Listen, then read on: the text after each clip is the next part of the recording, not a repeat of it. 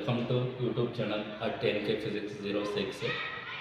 In the last video, we have discussed about some topics about the part D. Part D ಅಲ್ಲಿ ಬರುವಂಥ 3 ಕ್ವೆಶ್ಚನ್ನ discussion ಮಾಡಿದ್ವಿ. ಈ ಒಂದು YouTube ಚಾನಲಲ್ಲಿ ಈ ಒಂದು ವಿಡಿಯೋದಲ್ಲಿ ನಾವು ಡಿಸ್ಕಷನ್ ಮಾಡ್ತಾ ಇರೋದು ಸೆಮಿ ಕಂಡಕ್ಟರ್ ಇಲೆಕ್ಟ್ರಾನಿಕ್ಸ್ ಚಾಪ್ಟರಲ್ಲಿ ಪಾರ್ಟ್ ಡಿ ಅಲ್ಲಿ ಎರಡೆರಡು ಕ್ವೆಶ್ಚನ್ ಮಾತ್ರ ಹೇಳಿದ್ದೆ ಕನ್ಫರ್ಮ್ ಅಂತ. ಅದೇ ಇನ್ ಕೇಸ್ ಅವೆರಡು ಕ್ವೆಶ್ಚನ್ ಬರಲಿಲ್ಲ ಅನ್ನೋ ಟೈಪಲ್ಲಿ ಏನು ಮಾಡ್ತೀವಿ, ಸ್ಪ್ಲಿಟ್ ಕ್ವೆಶ್ಚನ್ ಕೇಳ್ತಾನೆ ಈ ಒಂದು ಚಾಪ್ಟರಲ್ಲಿ. ಸ್ಪ್ಲಿಟ್ ಕ್ವೆಶ್ಚನ್ಗೂ ಇಷ್ಟೇ ಕ್ವೆಶ್ಚನ್ಸ್ ಓದ್ಕೊಂಡ್ರೆ ಜೊತೆಗೆ ಪಾರ್ಟ್ ಬಿ ಅಲ್ಲಿ 2 ಮಾರ್ಕ್ಸ್ಗೆ ಒಂದು ಕ್ವೆಶ್ಚನ್ ಕೇಳ್ತಾ ಇರ್ತಾನೆ. ಅಲ್ಲೂ ಒಂದು ಕ್ವೆಶ್ಚನ್ ಅಟೆಂಡ್ ಮಾಡ್ಕೋಬೋದು, 5 ಮಾರ್ಕ್ಸ್ಗೂ ಕೂಡ ಒಂದು ಕ್ವೆಶ್ಚನನ್ನು ಅಟೆಂಡ್ ಮಾಡ್ಕೋಬೋದು. ಓವರಾಲ್ ಇದಿಷ್ಟು ಕ್ವೆಶ್ಚನ್ಸ್ ಓದ್ಕೊಂಡಿದ್ದೆ ಆದರೆ ಬೋರ್ಡ್ ಎಕ್ಸಾಮ್ಗೆ 7 ಮಾರ್ಕ್ಸ್ ನೀವು ಸೆಕ್ಯೂರ್ ಮಾಡ್ಕೋಬೋದು ವಿತ್ 1 MCQ. ಓಕೆ, ಡೈರೆಕ್ಟಾಗಿ ಮೊದಲನೇ ಕ್ವೆಶ್ಚನ್ಗೆ ಹೋಗ್ಬಿಡೋಣ. ಸ್ಪ್ಲಿಟ್ ಕ್ವೆಶ್ಚನ್ ಜೊತೆಗೆ 2 ಮಾರ್ಕ್ಸ್ಗೆ ಒಂದು ಕ್ವೆಶ್ಚನ್ ಯಾವ್ಯಾವ ಕೇಳ್ತಾ ಇರ್ತಾನೆ. ಮೊದಲನೇ ಕ್ವೆಶ್ಚನ್ 3 ಮಾರ್ಕ್ಸ್ಗೆ ಕೇಳುವಂಥ ಕ್ವೆಶ್ಚನ್ ಇದು. Classification of solids on the basis of band theory ಅಂತ ಕೇಳ್ತಾನೆ. ಬ್ಯಾಂಡ್ ಥಿಯರಿ ಬೇಸ್ ಮೇಲೆ ಸಾಲಿಡ್ಸನ್ನು ಕ್ಲಾಸಿಫೈ ಮಾಡಿ. 3 ಕ್ಲಾಸಿಫಿಕೇಶನ್ ಇದೆ. ಯಾವ್ಯಾವುದು? ಮೊದಲನೇದು ಕಂಡಕ್ಟರ್ಸಲ್ಲಿ ವೇಲೆನ್ಸ್ ಬ್ಯಾಂಡ್ ಮತ್ತು conduction band, these two are overlap. There is no energy gap between the valence band and then conduction band. ಇವೆರಡರ ನಡುವೆ ಯಾವುದೇ ಒಂದು ಗ್ಯಾಪ್ ಇರೋದಿಲ್ಲ. ಎನರ್ಜಿ ಗ್ಯಾಪ್ ವ್ಯಾಲ್ಯೂ ಬಂದು 0 electron volt ಇರ್ತದೆ. ದೆನ್ ಸೆಕೆಂಡ್ ಒನ್ ಇತ್ತು ಸೆಮಿ ಕಂಡಕ್ಟರ್ಸ್ ಕೇಳೋದಾದರೆ ಎನರ್ಜಿ ಗ್ಯಾಪ್ ಬಂದು less than 3 electron volt ಇರ್ತದೆ. ಇದನ್ನು ಎನರ್ಜಿ ಲೆವೆಲ್ ಡಯಾಗ್ರಾಮನ್ನು ಬರಿಬೇಕು ನೀವು. ಅದರಲ್ಲಿ ವೇಲೆನ್ಸ್ ಬ್ಯಾಂಡ್ ಮತ್ತು ಕಂಡಕ್ಷನ್ ಬ್ಯಾಂಡ್ ಇವೆರಡು ನಡುವೆ energy gap less than 3 electron volt ಇರುತ್ತೆ ಅಂತ ಬರೀರಿ. ಲಾಸ್ಟ್ ಒನ್ ಬಂದು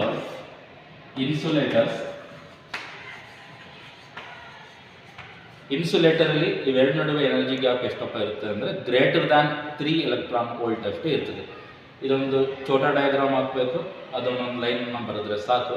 ವಿತ್ ಎಕ್ಸಾಂಪಲ್ ಅಂತ ಕೇಳಿದ್ರೆ ಕಂಡಕ್ಟರ್ಸ್ಗೆ all metals, cobalt, nickel, copper, zinc, iron, anything.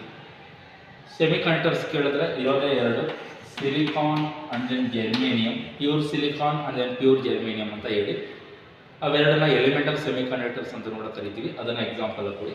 ಇನ್ಸುಲೇಟರ್ಸು ಬಂದು ಇಸ್ ನಥಿಂಗ್ ಬಟ್ ಯಾವುದು ರಬ್ಬರ್ ಕೊಡ್ಬೋದು, ವುಡ್ ಕೊಡ್ಬೋದು, ಗ್ಲಾಸ್, ಮೈಕಾ ಶೀಟ್, ಇವೆಲ್ಲವೂ ಕೂಡ ಎಕ್ಸಾಂಪಲ್ ಫಾರ್ ಇನ್ಸುಲೇಟರ್ಸ್. ಇದನ್ನು 3 ಮಾರ್ಕ್ಸ್ಗೆ ಕೇಳ್ತಾ ಇರ್ತಾನೆ. ಈ ಕ್ವಶನನ್ನು ನೋಡ್ಕೊಳ್ಳಿ, ತುಂಬ simple. Direct we go to the second question. Difference between intrinsic semiconductor and then extrinsic semiconductor ಅಂತ ಕೇಳ್ತಾರೆ. ಇಂಟ್ರೆನ್ಸಿಕ್ ಸೆಮಿ ಕಂಡಕ್ಟರ್ ನಾನು ತುಂಬ ಒಂದು ಕೋಡ್ ವರ್ಡ್ ಹೇಳ್ಕೊಡ್ತೀನಿ ನಿಮಗೆ. Intrinsic is nothing but inside, it's a pure semiconductor ಅಂತ ಹೇಳಿ. Extrinsic semiconductor is the impure semiconductor. Intrinsic ಸೆಮಿ ಕಂಡಕ್ಟರಲ್ಲಿ ಎಲೆಕ್ಟ್ರಾನ್ ಡೆನ್ಸಿಟಿ ಮತ್ತು ಹೋಲ್ ಡೆನ್ಸಿಟಿ ಎರಡೂ ಕೂಡ ಈಕ್ವಲ್ ಆಗಿರ್ತದೆ, ಸಮ ಪ್ರಮಾಣದಲ್ಲಿ ಇರ್ತದೆ. ಎಕ್ಸ್ಟ್ರೆನ್ಸಿಕಲ್ಲಿ ಎರಡೂ ಕೂಡ ಈಕ್ವಲ್ ಇರೋದಿಲ್ಲ, is nothing but not equal. Intrinsic ಸೆಮಿ ಕಂಡಕ್ಟರಲ್ಲಿ ಕಂಡಕ್ಟಿವಿಟಿ ಲೋ ಇರ್ತದೆ, ಎಕ್ಸ್ಟ್ರೆನ್ಸಿಕ್ ಸೆಮಿ ಕಂಡಕ್ಟರಲ್ಲಿ ಕಂಡಕ್ಟಿವಿಟಿ ಹೈ ಇರ್ತದೆ. ಒಂದು ಎಕ್ಸಾಂಪಲ್ ಬರೆದ್ಬಿಡೋಣ ಅಂದರೆ ಆಲ್ರೆಡಿ ಹೇಳಿದ್ದೀನಿ. ಸೆಮಿ ಕಂಡಕ್ಟರ್ಗೆ ಎಕ್ಸಾಂಪಲ್ ಏನು ಹೇಳಿದೆ ಅದನ್ನೇ ಇಂಟ್ರೆನ್ಸಿಕ್ಗೆ ಬರೆದ್ಬಿಡಿ. Pure silicon and then pure germanium ಅಂತ ಹೇಳಿ. ಎಕ್ಸ್ಟ್ರೆನ್ಸಿಕ್ ಸೆಮಿ ಕಂಡಕ್ಟರ್ಗೆ doped silicon and then doped germanium ಅಂತ ಬರೆದ್ರೆ ಸಾಕು.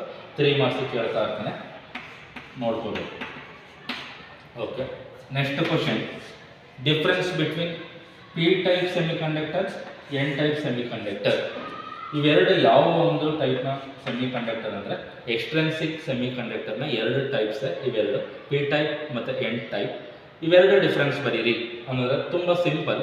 ಪಿ ಟೈಪ್ಗೆ ನಾವು ಯಾವುದನ್ನು ಡೋಪ್ ಮಾಡಬೇಕು ಅನ್ನೋದ್ರೆ, ಓಕೆ, ಪಿ ಟೈಪ್ ಸೆಮಿ ಕಂಡಕ್ಟರ್ಗೆ ನಾವು ಕೋಡ್ ವರ್ಡ್ ಹೇಳ್ಕೊಡ್ತೀನಿ. PT ಟೀಚರ್ ಅಂತ ನೆನಪಲ್ಲಿ ಇಟ್ಕೊಳ್ಳಿ.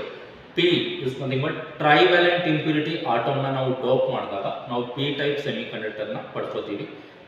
ಎನ್ ಟೈಪ್ ಸೆಮಿ ಕಂಡಕ್ಟರ್ಗೆ ಪೆಂಟಾವ್ಯಾಲೆಂಟ್ ಇಂಪ್ಯೂರಿಟಿ ಆಟಮ್ನ ನಾವು ಡೋಪ್ ಮಾಡಿದಾಗ ಎನ್ ಟೈಪ್ ಸೆಮಿ ಕಂಡಕ್ಟರ್ನ ಪಡ್ಕೋತೀವಿ. ಇಷ್ಟು ಸಿಂಪಲ್. PT ಆ್ಯಂಡ್ ದೆನ್ ಎನ್ಗೆ ಪೆಂಟಾ, ಟ್ರೈವ್ಯಾಲೆಂಟ್, ಪೆಂಟಾವ್ಯಾಲೆಂಟ್, ಮುಗ್ದೋಯ್ತು. ಪಿ ಎಲ್ ನೋಡಿ, ಇಲ್ಲೇ ಒಂದು ಹೋಲ್ ಇದೆ ಅಂತ ಅನ್ಕೋಣ. Is nothing but majority charge carrier ಯಾವುದಪ್ಪ ಅಂದರೆ ಹೋಲ್ಸ್, ಮೆಜಾರಿಟಿ. ಮೈನಾರಿಟಿ ಯಾವುದಪ್ಪ ಅಂದರೆ electrons, majority and then minority. For p type semiconductor, majority is the holes, minority charge carrier is the electrons.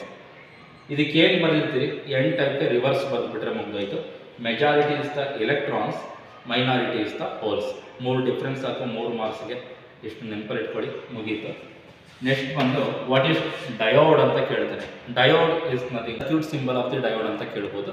Diode is nothing but di, ಅಲ್ಲೇ ಎರಡಿದೆ, di ಅನ್ನೋ ವರ್ಡಲ್ಲಿನೇ is nothing but two metallic ಟರ್ಮಿನಲ್ಸ್ನ ಒಳಗೊಂಡಿದ್ರೆ ಅದನ್ನು ನಾವೇನಂತ ಕರಿತೀವಪ್ಪ, the P N junction with two metallic terminals is called as a diode. ಡಯೋಡ್ಗೆ ಇನ್ನೊಂದು ಹೆಸರು ಸೆಮಿ ಕಂಡಕ್ಟರ್ ಡಯೋಡ್ ಅಂತ ಕೂಡ ಕರಿತೀವಿ, otherwise P N junction diode ಅಂತ ಕೂಡ ಕರಿತೀವಿ. 3 ನೇಮ್ ಇದೆ. ಸರ್ಕ್ಯೂಟ್ ಸಿಂಬಲ್ ಬರೆಯೋದ್ರೆ ಜಸ್ಟ್ ಲೈಕ್ ಒಂದು ಟ್ರಯಾಂಗಲ್ ಶೇಪ್ ಬರೆದು ಅದಕ್ಕೆ ಮುಂದ್ಗಡೆ ಒಂದು ಗೆರೆಯನ್ನು ಹಾಕಿರ್ತೀವಿ. Circuit symbol of the diode ಇದು. ಈ ಕಡೆ ಲೆಫ್ಟ್ ಸೈಡ್ ಪಿ ಟೈಪ್ ಅಂತ ಬರೀಬೇಕು, ರೈಟ್ ಸೈಡ್ಗೆ ಎನ್ ಟೈಪ್ ಸೆಮಿ ಕಂಡಕ್ಟರ್ ಅಂತ ಬರೀಬೇಕು. ಇದು ಡಯೋಡ್. ಆ ಒಂದು ಡಯೋಡ್ಗೆ ನಾವು ಪೊಟೆನ್ಷಿಯಲ್, ಎಕ್ಸ್ಟರ್ನಲ್ ಪೊಟೆನ್ಷಿಯಲ್ ಡಿಫರೆನ್ಸ್ನ ಅಪ್ಲೈ ಮಾಡಿದ್ರೆ ನಾವೇನಂತ ಕರಿತೀವಪ್ಪ ಅಂದರೆ ಬಯಾಸಿಂಗ್ ಅಂತ ಕರಿತೀವಿ. When we apply the external potential difference in diode is called S N biasing. ಆ ಬಯಾಸಿಂಗಲ್ಲಿ 2 ಟೈಪ್ಸ್ ಬರ್ತದೆ, ಅದನ್ನು ಎಕ್ಸ್ಪ್ಲೇನ್ ಮಾಡಿ ಅಂತ ಕೇಳ್ತಾ ಇರ್ತಾನೆ. ಮೊದಲನೇದು ಬಂದು forward bias, second one is the reverse bias ಅಂತ ಕೇಳ್ತಾನೆ. ಫಾರ್ವರ್ಡ್ ಬಯಾಸ್ ಅಂದರೆ ಸಿಂಪಲ್, ಅದಕ್ಕೂ ಕೂಡ ಒಂದು ಫಾರ್ವರ್ಡ್ ಹೇಳ್ಕೊಡ್ತೀನಿ ನಿಮಗೆ. P type is connected to the positive terminal, N type is connected to the negative terminal of the battery is called as forward biasing. Reverse bias ಅಂದರೆ ಅದರ ಉಲ್ಟಾ, P negative, N positive terminal of the battery. ಇಷ್ಟು ಬರೆದ್ರೆ ಮುಗಿದೋಯ್ತು, ನಿಮಗೆ 2 marks ಸಿಗುತ್ತೆ. ಜೊತೆಗೆ ಒಂದು ಸೆಂಟೆನ್ಸ್ ಬರೀಬೇಕು, circuit symbol with some sentence. ಅದರ ಜೊತೆಗೆ I V graph otherwise I V characteristic ಕರ್ವ್ನ ಬರೀರಿ ಅಂತ ಹೇಳೋದಾದ್ರೆ ಇದನ್ನು ಬರೀಬೋದು. I V, I is nothing but electric current, V is nothing but voltage.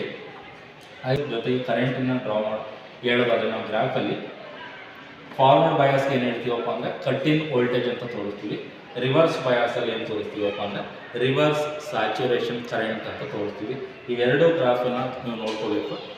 ಇದನ್ನು ಕೇಳಿ 3 ಮಾರ್ಕ್ಸ್ಗೆ ಕೂಡ ಕೇಳ್ಬೋದು. ಇದನ್ನು ನೋಡಿಕೊಂಡ್ರೆ ಪ್ರಾಕ್ಟಿಕಲ್ಗೂ ಕೂಡ ಯೂಸ್ ಆಗುತ್ತೆ. ಅಲ್ಲೂ ಕೂಡ forward bias semiconductor diode ಅಂತ ಒಂದು ಎಕ್ಸ್ಪೆರಿಮೆಂಟ್ ಇದೆ, to find out the cut in voltage, ಅಲ್ಲೂ ಕೂಡ ಯೂಸ್ ಆಗುತ್ತೆ. ಇದಿಷ್ಟನ್ನು ಓದ್ಕೊಂಡಿದ್ದೆ ಆದರೆ ಈ ಒಂದು ಸ್ಪ್ಲಿಟ್ ಕ್ವಶನಲ್ಲಿ 3+2 ಈ ಥರ ಕ್ವಶನಲ್ಲೂ ಕೇಳ್ಬೋದು, ಅದರ್ವೈಸ್ 2+2+1 ಈ ಥರ ಕ್ವಶನ್ಗಳನ್ನ ಕೇಳ್ಬೋದು.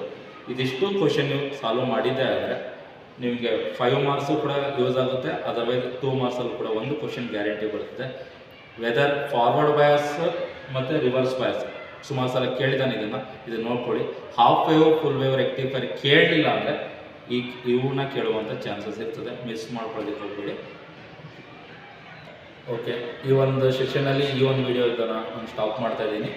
ನೆಕ್ಸ್ಟ್ ವೀಡಿಯೋಸಲ್ಲಿ ನಾನು ಎಲೆಕ್ಟ್ರಿಕ್ ಚಾರ್ಜಸ್ ಆ್ಯಂಡ್ ಫೀಲ್ಡ್ ಮತ್ತು ಎಲೆಕ್ಟ್ರೋ ಸ್ಟ್ಯಾಟಿಕ್ ಪೊಟೆನ್ಷಿಯಲ್ ಆ್ಯಂಡ್ ಕೆಪಾಸಿಟೆನ್ಸಲ್ಲಿ 2 ಮಾರ್ಕ್ಸ್ ಮತ್ತು 3 ಮಾರ್ಕ್ಸ್ಗೆ ಏನೇನು ನಾವು ಓದಬೇಕು, ಓವರಾಲ್ 10 ಮಾರ್ಕ್ಸ್ ಹೇಗೆ ಈಸಿಯಾಗಿ ಸ್ಕೋರ್ ಮಾಡೋದು ನಾವು ಬೋರ್ಡ್ ಎಕ್ಸಾಮಲ್ಲಿ ಅನ್ನೋದನ್ನು ಹೇಳ್ಕೊಡ್ತೀವಿ. And also subscribe this channel and follow this channel. YouTube channel is @nkphysics06.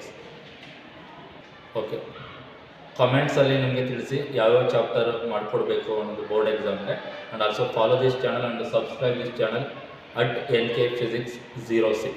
Okay, thank you one and all.